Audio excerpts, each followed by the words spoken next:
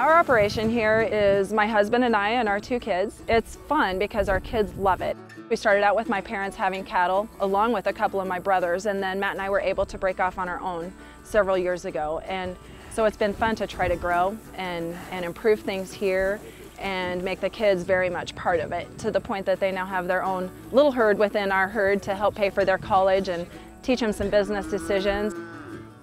Matt does all of the calving here. He does a lot of the day-to-day because I have a job off of the farm, and then I get to come help on the weekends. We have really great neighbors and other family members that just pitch in and help when we need them, and likewise we go help them and neighbor back and forth, and it's very rewarding. So what we have here is a commercial Angus-based herd. That's where we started, was with black Angus cows. That's what my parents always had. In the last few years, we've started incorporating red Angus. We use all red Angus bulls now. The kids growing some seed stock provide us with a few of those bulls, and then of course we buy some as well. And we have added red Angus females as time goes along, either ones that we raise or we're able to purchase to add into the herd. And so that's been really good for us. We get really excited when people love the beef that we raise, whether it's where the cattle go to the feed yard or people buying freezer meat from us. We want to be able to take a lot of pride in what we produce here.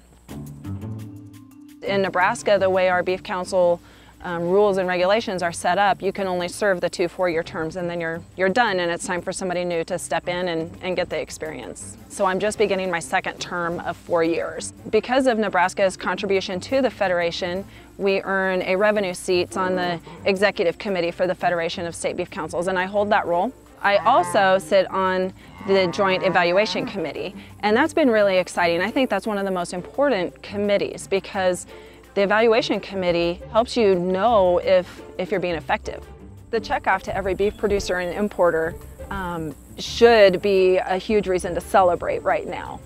When we think about selling each animal, where's that animal going to go? Who is going to want it? Well, we have found through this return on investment study that the checkoff has created a great deal of demand and has helped sustain demand both domestically and internationally. So both producers and importers are reaping the reward of $11.20 for each dollar that they invest in the program. Dr. Harry Kaiser from Cornell University was the one who we contracted to do this study, and he has worked with a lot of checkoffs. So we knew that he had the wherewithal to do the extent of study that we needed to be completed to have the accuracy of numbers that we wanted. You always wonder as a producer, you're putting in $1 for every animal, and honestly, when you think about the value of an animal, that's not very much. So my husband and I, with almost 150 cows here, only selling 130 animals per year after we retain some, then that doesn't leave very many dollars in our pockets for advertising if that's what we're allocated, but put them together with everybody's, hopefully we would be much, much more effective. And that's what that return on investment study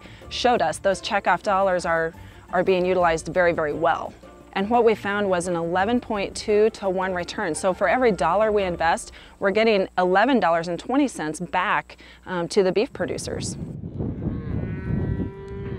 The results from our previous study, which was done 6 years ago, was $5.50 per dollar invested. But when we look at the 2 studies, we can't really compare them. It's not fair to compare them. Previously, we just looked at meals in the home, basically. We did a poll sampling of a number of families across the U.S., how many times per week they ate beef, and that was the number that was utilized. Still a good, effective number. But with this study, we took in all demand. It was all types of food consumption, from food service to retail to the export market. So we included everything about where beef should go and can go.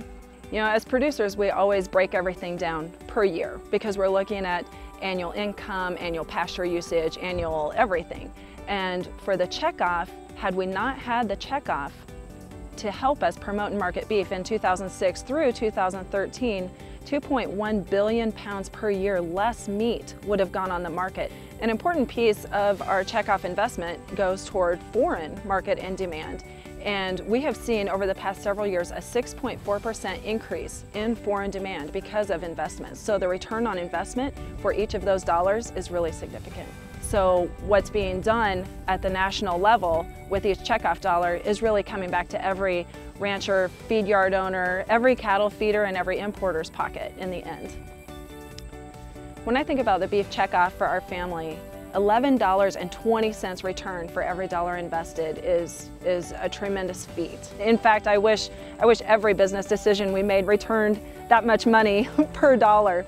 And I'm really proud of the beef industry for putting that together and helping us be able to promote and market our product and make our little corner of the world be a part of that huge success.